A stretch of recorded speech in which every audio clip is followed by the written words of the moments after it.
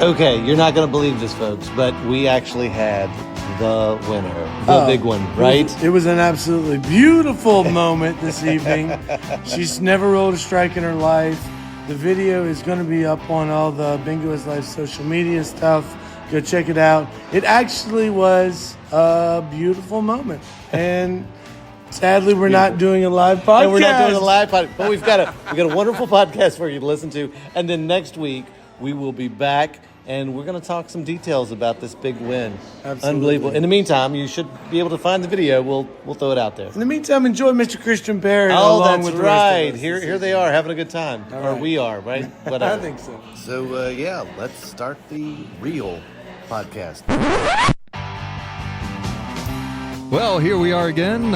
Jay's there is out of the building, and so it falls upon me to make introductions. I'm Dan Easley, and it's the Bingo is Life podcast. I'm Sticks together, really. I'm so Really grateful to be here with the brothers Howdy Shell. Yes, Hold thank on. you. There are two of them. That's right, and Mum Shackles. Hey. Hello. Janine. I knew you Yeah. didn't like Ooh, it. wow, That's okay. Throw in a legal name. Ooh. Is that what it is? We gotta. Okay, we might have to My go into middle that. We name. might have to delve a little deeper into that. And Christian Perritt. Hey! Welcome back, Christian. We had you here before. It's nice. Thank you. And by the way, it's Janine. Sorry, Jenny. No, it's Christian's legal name. Also Janine. We've got a fun little collection here of people named Janine. We actually had a gal named Janine who used to come to the Bingo is Life, and she and her brother and her Also named brother's- Janine. and her brother's girlfriend. Lots of came Janines here in the every burg. week Janine, for a while, Janine, and her brother Daryl. And they brought us a Bingo is Life. What is it? You put the ornament that you Oh, would put on the like Christmas a tree. Christmas tree ornament. Yeah. Yeah, Oh. yeah, We have the picture with her, right? yeah. Oh, yeah. She came back. She came back. And they came up with the term. We would do. Is it N40. And then we'd go. They would always go, "Dang, Dang, shorty. Yeah. Yeah, and we liked it, and so they moved on. They graduated college, and we kept doing it, and so we still do it to this day. But it had been so long since they'd been there. We started going, dang, shorty, and then we would go. Aw. We rest in It peace. just made the peace. sign of the cross. Yeah, we rest in peace. Yeah, and so people that are watching us, they're like, What is? Yeah, it doesn't. Maybe you should just pour one out instead of cruising yourselves so that the floor will be And extra 40, sticky. and then just throw something on the Yeah. ground. Yeah. Okay. Like a 40. Which they don't bingo. have at Ruby's Arcade, yeah, our bingo. sponsor. Well, Oh, like that's a- right. We yeah. should say Oh, Ruby's Arcade. Thank you. in the historic Wine Brothers building. Yes. Yes. How am I doing? In, "Yeah, you're doing great." in Thanks tropical very much. downtown Harrisonburg. Yeah, J subtropical. Light. Hey. Subtropical. Hey, you know what's Which fun? is really anything that is less than tropical. I know we're not supposed to talk about this, but it's going to Oh, snow. let's do it. It's going to snow next weekend. Yeah, it is. Yeah, Next that's weekend? our This weekend. weekend? Weekend coming out. It would be really better for me if it did it this weekend after Friday. I hope this Oh, why- episode goes out in like Why June. are we not supposed to? Yeah, that's.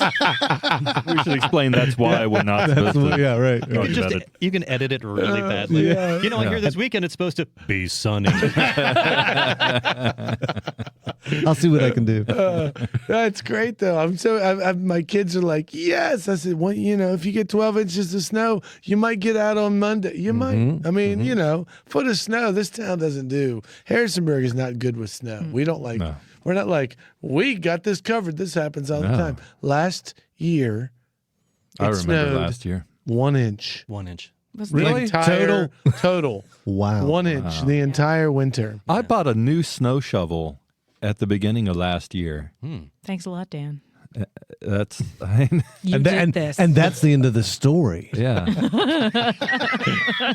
That was the end of the story. That's the point of the More or story. less. Yeah, right. Yeah. Yeah, I never got to 1 use inch. it. Yeah. Yeah. Right. Yeah. 1 inch. Well, here's to snowier. Snowier? Is that a? Yeah. Sure. Here's to Sure. snowier days. Cheers. Cheers. Well, we're getting Snowier through days. this. By the way, I'm a little offended. Oh, great. Yeah, I've been here for what, half an hour? Longer than that? Sure. No one Feels has like commented longer. on the fact that I'm wearing a new shacket. Oh. It's that's a shirt, That's a portmanteau. but also a shacket. A jacket, meaning it's a jacket. Yeah, a shirt and a jacket. Wow. Okay, I'm not really offended. I do love a good portmanteau. Me too. I do, especially the ones that have lower calories. I don't know what a portmanteau is.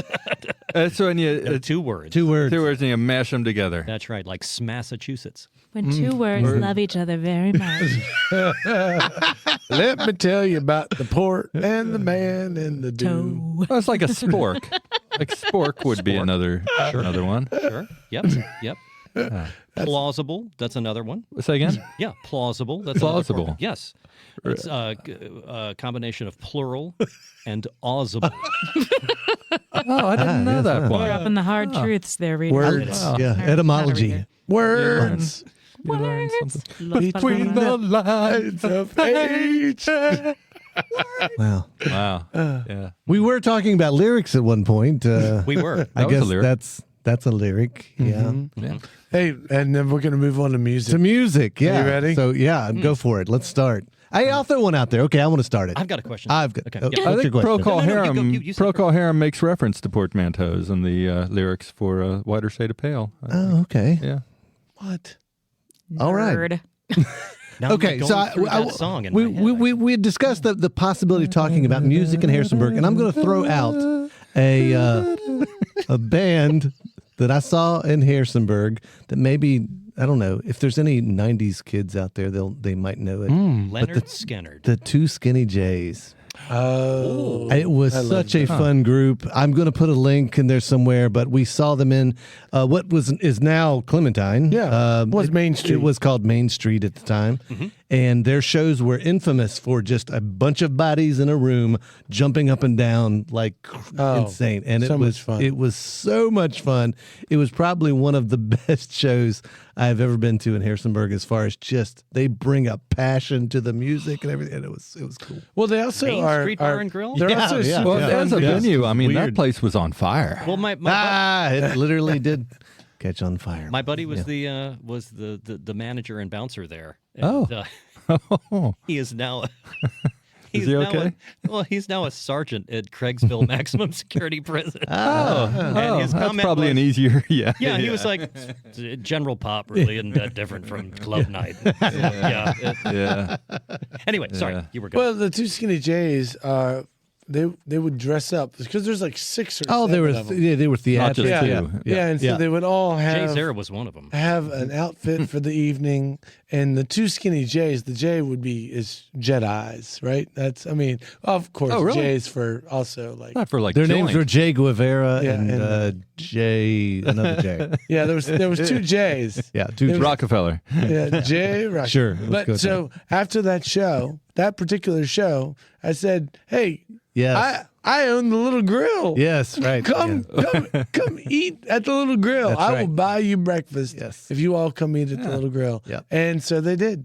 That's awesome. And Yes, and there's a picture of us with them. yeah, and then awesome. and Like then the Bob Hope of the 90s. Yes, it really was. and then they had a poster that they gave me, and they all signed the poster. And they said, "Thanks for breakfast." And it was like, I was like, no, it was one of those few moments where I'm like, I had to pay for it. It's not like it's not like I just gave them food for free. I had to pay for their meal, but at the same time, I was like, I own this place. You should come here. Come here. Yeah, that was so funny. That was I've seen just so me much being much good music in Harrisonburg and at the grill. I Yeah. saw Larry Keel for the first time. Oh yeah. At the little grill. Yes, another great show. Yeah, Oh, my it was so God. much fun. I remember I walked in and they were finishing up a traditional, just boot stomping bluegrass tune, and they went into I think it was an 8-minute version of Legalize It, and this is guitar player, a bass player, and a mandolin player playing Legalize It. Oh God, and that was Was By one of those whalers. one of those whalers. Yeah. Was his wife one of the, or his soon-to-be wife? No, his wife was the big. She was there Her- for that show. Her story was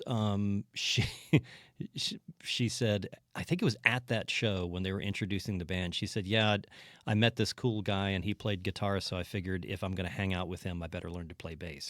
Yeah. And she's one of the best bass players Yeah, I've yeah, she's ever great. Yeah, seen. yeah, And so, yeah, she just picked it up. yeah. Right. Yeah. Those people make me Jenny. sick. Yeah. Peter Tosh.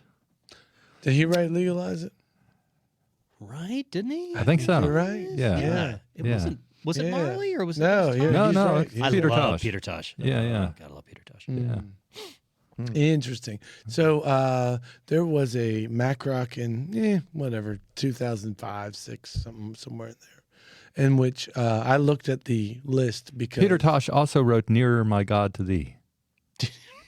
That's not true. Just not true. Sorry, Chris. Go ahead. It's fine.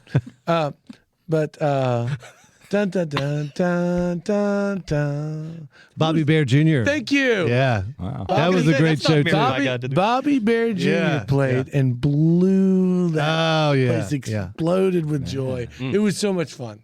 It was Yeah. such a good show, and it was crazy. I can't believe that Bobby Bear Jr. played at the Little Grill. Yeah, I mean, it that was a great nuts. How much? I mean, that huge front window was just going. They had I mean, a person who it- played the saw blade. That same night. Oh, wow. Trailer Yeah. Bride. It was awesome. Trailer Bride was the name of that band, and they were. By the way, I just want everyone listening to know, all four of you, that when Mike made that noise, he locked eyes with me. It was a little scary. Okay, all right. What is Steve Martin's band? Red Clay, red, No, the red, Oak Ridge Boys. I know, right? red City Ramblers. The, Yes. the red, Yeah. red Redwood. boys. River roller coaster. I think they exist outside of Steve Miller, but we know who Steve you're talking Martin. about. Martin's Yeah. outside of Steve Martin. Sorry. Yeah, well, they played My that. bad. They played the next night.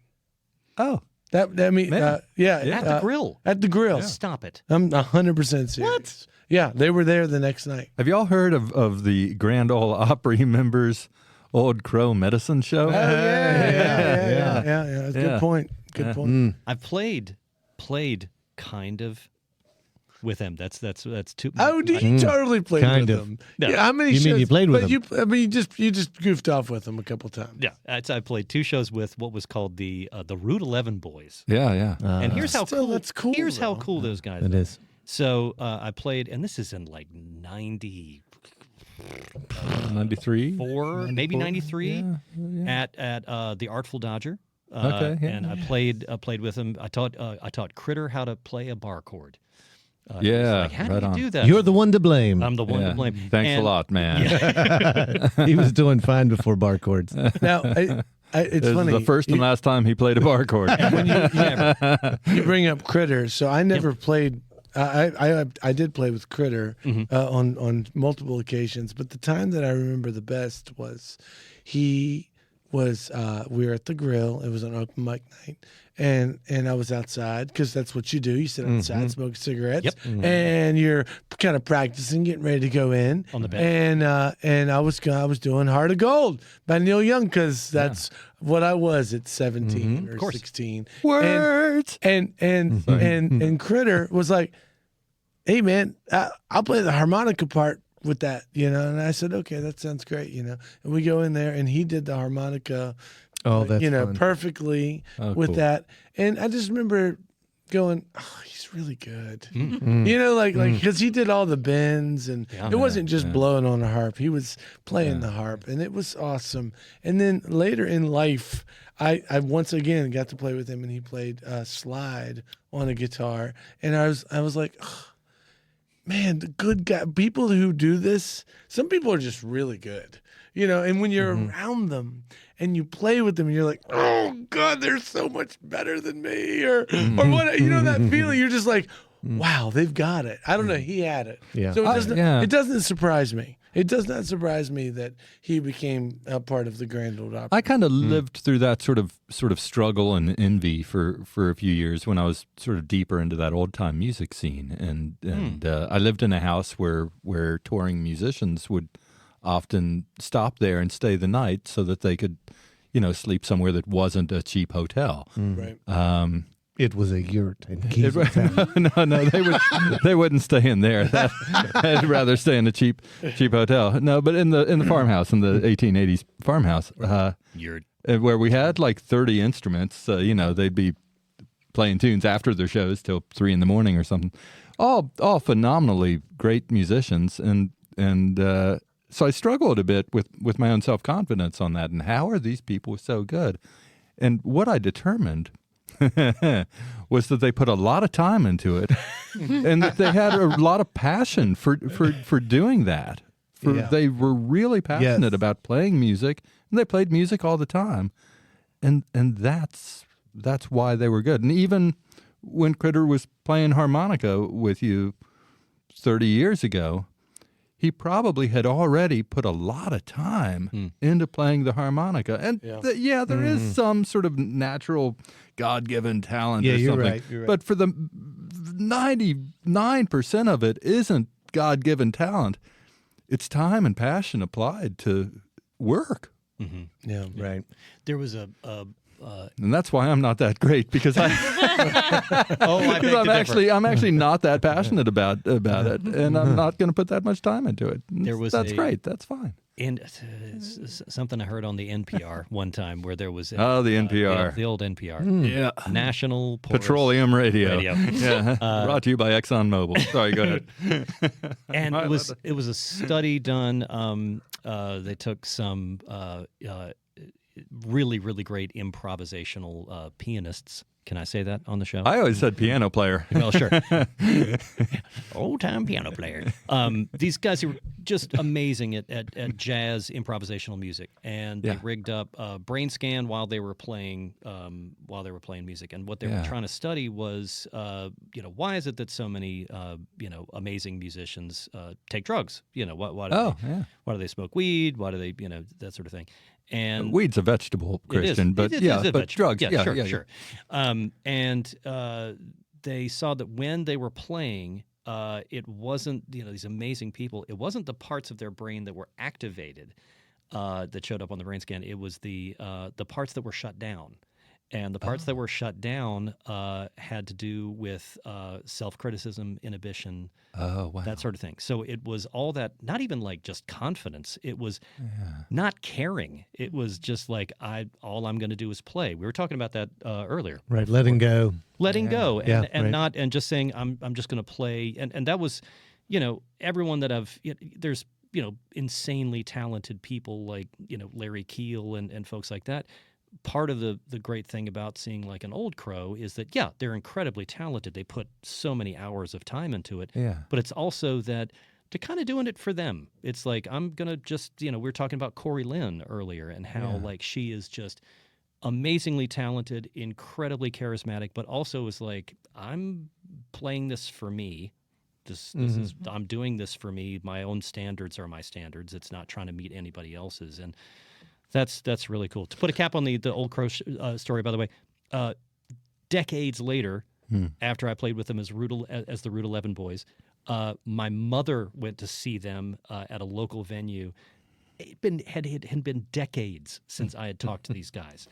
And of course, she was like, "I'm going to go knock on their door." And because my son played with them in 1993. So she goes. My mother never sounded like that, but so she goes, knocks on the door, and opens the door, and there's Critter. And he goes, she says, "I'm Margaret Perritt," and he goes, "How's Christian? Oh my God, that's so cool!" Like, oh, that's so nice. Yeah, and they were like, "Oh my God, tell him we said hi." So they're awesome folks. Yeah, down to earth folks. I wonder if, in our role as audience members, if we don't sort of vicariously get the benefit of that sort of lack of self-criticism that is a characteristic of a successful musician on stage. 100%. I think you can feel it. It's in music and theater and everything. I'll throw out there. I think though that when I'm watching someone that really impresses me, I so much want to be there in that moment with them. Yeah. I want to be on the stage with them doing that thing. I want to become one with that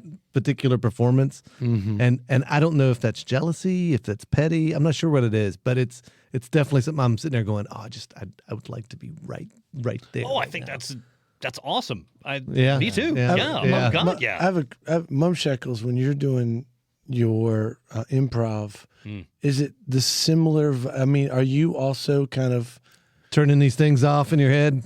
Yeah. I do go into a little bit of a fugue state. Yeah, like you kind of, Yeah, you have to, just to be able to focus, I guess. But I look at improv as a team sport. So it's more about like, what can we do to drive the story that we're creating? What can we do to create the the space. Do you ever get upset at other people and you're like, why'd you take it that way? Yeah, I mean, you do, Yeah. but you have to. Or why do you keep interrupting constantly? Yeah. No, I mean, you have to just. You know what I Why mean? do Like you keep over and interrupting? over again. You guys are doing a great job at being men. Interrupting. It's the first time I've ever heard that in my life. Oh, Dan, you're so good at being a man. Or at least I can interrupt.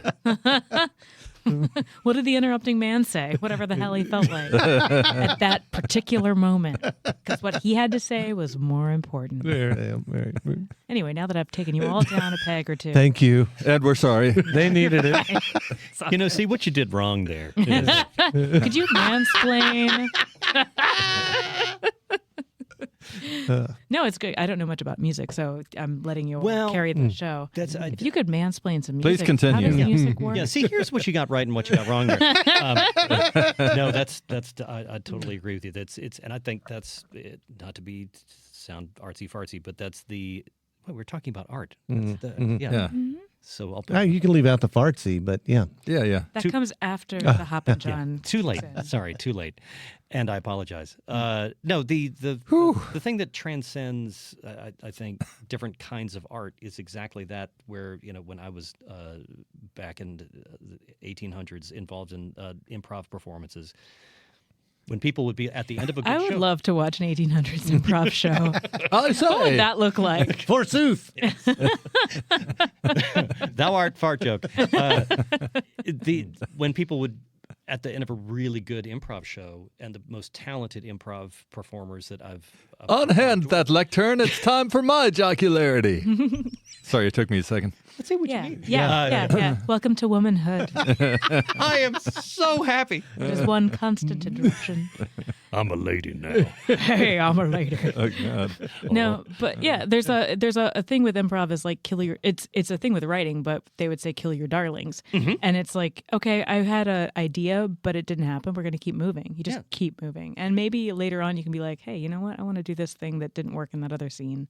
You're I'll try it out. pushing the other person where they want to go, and by some weird route, you happen to be funny. The best performances.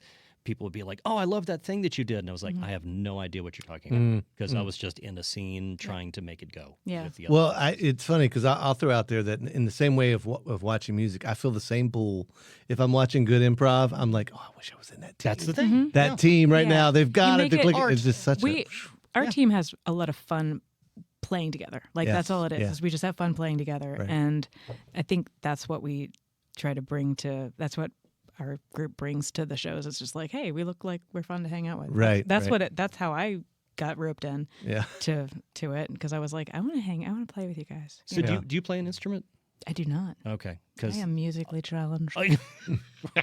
a lot of the times with when we're playing music together, some of the people at this table, we'll get to the We're end. music challenged. Yeah, we at times. very much. It's all about not like, ooh, I've got a hot lick, or it's like, ooh, look at me. It's kind of like with improv, like I'm the funniest person. That's like, boy, you're gonna fail if that's what you're going don't after. do that. Please don't do that. But if it's like trying to listen where the other person's going or provide the right support and that sort of thing, that's Yeah, and with improv, it's we call it giving a gift. Like you give a gift to another person on stage. Whether, I love that. Whether it be That is pretty cool. Whether yeah. it be like the I just- setup. I just gave you a name. Any Right. information that you can give or anything to flesh out the scene that Yeah. you're creating right there is a gift to the other person. So. Yeah. Since it's a team sport, Yeah. So music, I'm sure this is very similar too. Like you want to exactly. lift up your bandmates and Right. support each other. Or just save them from from Like, troubling you've moments. You've been playing the same chord for 3 minutes. I should probably do something. Right. Yeah. Save My- them from My troubling least favorite moments. thing is when I look over and I'm like, I don't know the chord or something. And I look over and Christian's not playing chord. Nope. I'm like, oh, he's not even doing the chord. He's floating 3 inches above the ground That's actually when I in can some sort stop of and go. transcendental state. Luckily, Dave's doing the route. It's cool. And I'll look at Doug and I'm like, where's Where Doug? are they? Oh Yeah. my God, where's Doug? I had to go outside. Yeah. Doug sounds a lot like one of my ex-boyfriends. Your impression of Doug. He's one of my ex-boyfriends. Gotcha. And current. Okay. Okay, I have a question for songwriting people. Is it okay to Absolutely. Okay. You're allowed to ask questions. Did you ask your question? Yeah. I don't. Can't ask Okay. questions. Did you get an in improv, answer? A but- satisfactory answer? Yeah, I've Oh, good. been here the whole time. Yeah. All right, for songwriting people, because I've written a handful of songs and then stopped for God knows what reason. Lyrics or melody? It's probably because your brain was lighting up. Yeah, Oh. I suck. I'm the worst getting in the sufferer. way. So, I made a dramatic change on that. did you? Yeah. Okay. I wrote. I always wrote the lyrics first. Okay. From 15 to 36, 37, something like age 15 to age 36 or 37 or so. Often I think a melody would sort of enter my head at the time that I was writing the lyric, but still the impetus was the word. The impetus was the words, and the words were what came out in some sort of, creative sort of, there was a creative force to it. It was, I think, as Leonard Cohen has said, we don't write these things; they come through us, right? Yeah. And so that was the experience I had for the first. Quarter century of writing these things. And for myself, people worry. I think people who are afflicted with mental illness worry about proper medical treatment for that illness, perhaps dulling their creative senses or something. And I did not find that to be the case at all. And had I found that to be the case, I believe I still would have thought it a good deal, a good trade. But what I did find was that I did lose any sort of cathartic writing because I lost any need for cathartic writing. Interesting. And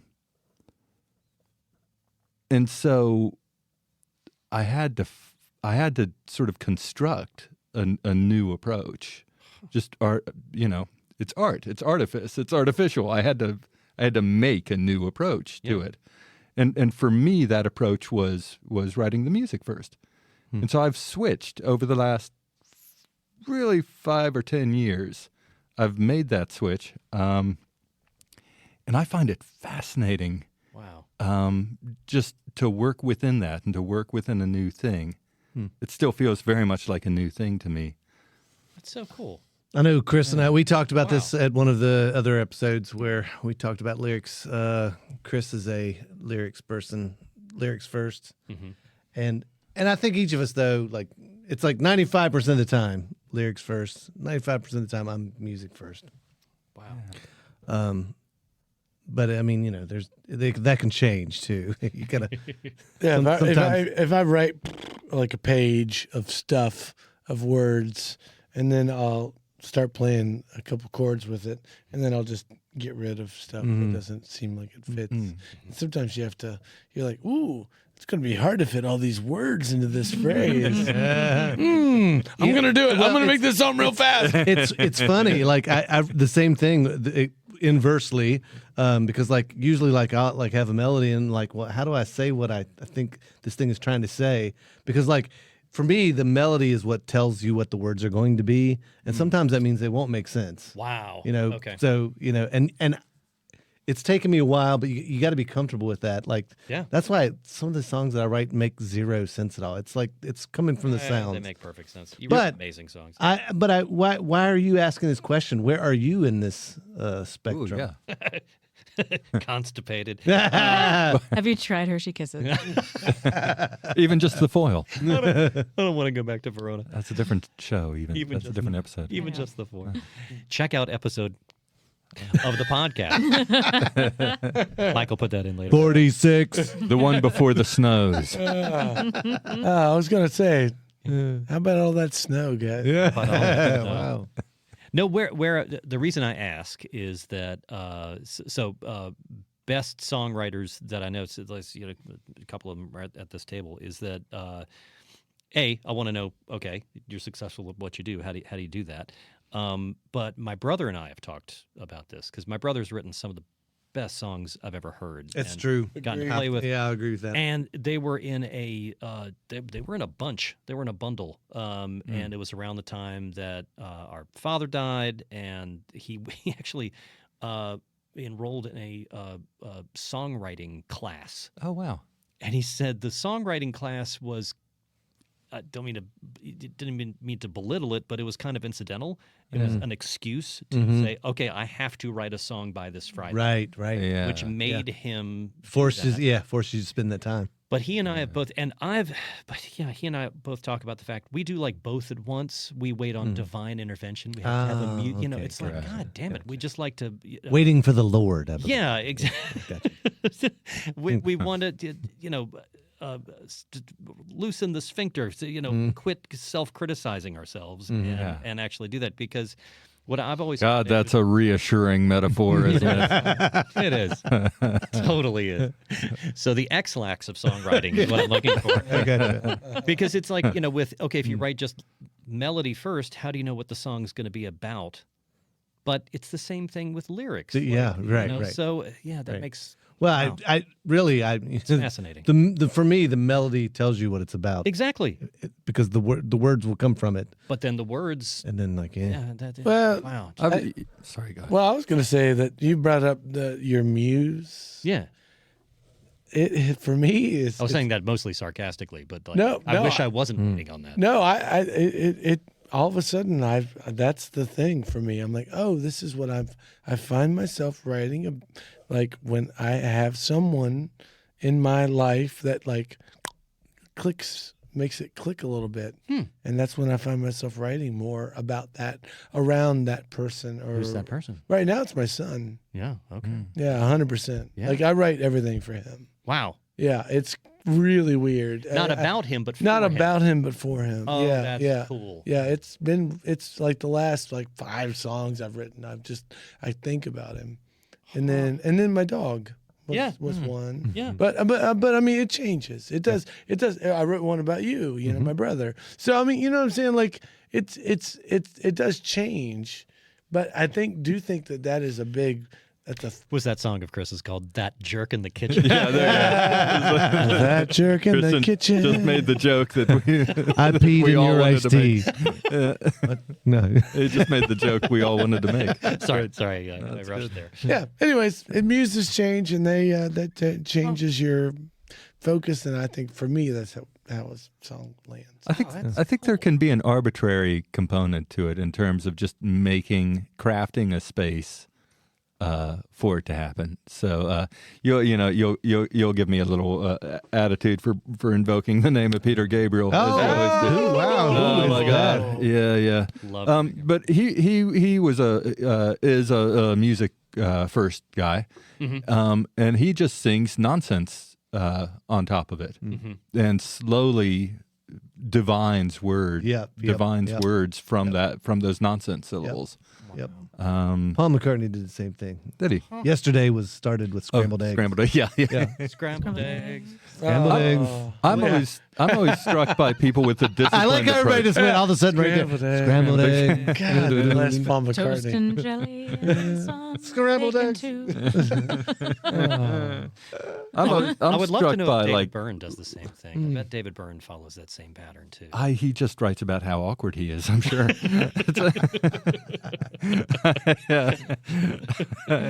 Michelangelo started with a block of marble and would carve away anything that wasn't what he was carving. Yeah. You start with broad strokes and Yeah. narrow it down. Yeah. I'm struck by folks like Richard Thompson or Nick Cave, both of whom have an office. Like Nick Cave goes to his office when he's not touring. He goes to his office like 9 to 5. That's it's probably like 10 to 1. It's a little cooler than that. But it's he has that with a 2-hour lunch.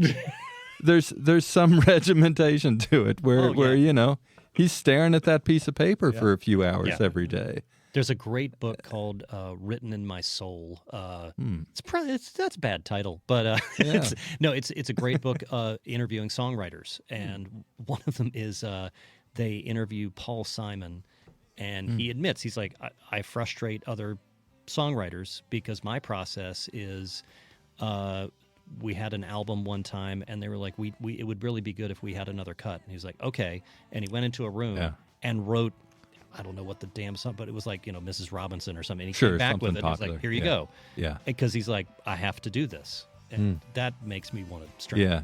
Peter Gabriel, the Sledgehammer was the throwaway track that they'd finished the album. He was like, well, let's try this one. Okay. And it's one of, 2 songs that people have heard. It's so good. There's no way of knowing what catches people's attention. How the eggs were cooked for Sledgehammer. Was it How were they poached eggs?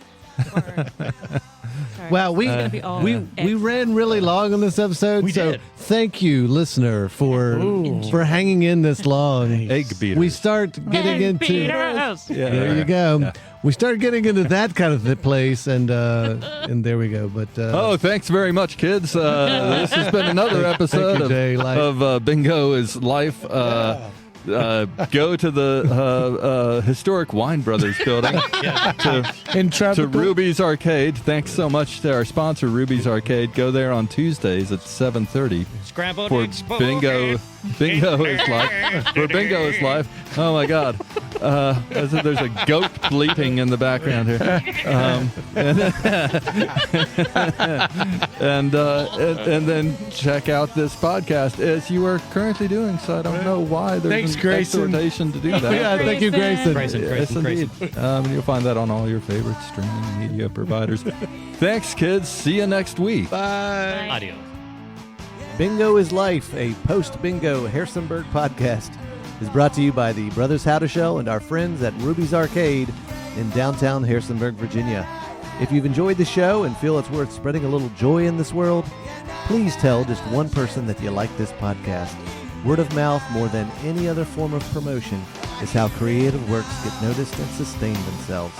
Thank you, Andrew Hickey, for that bit of wisdom, and thank you, listeners, for being part of the fun.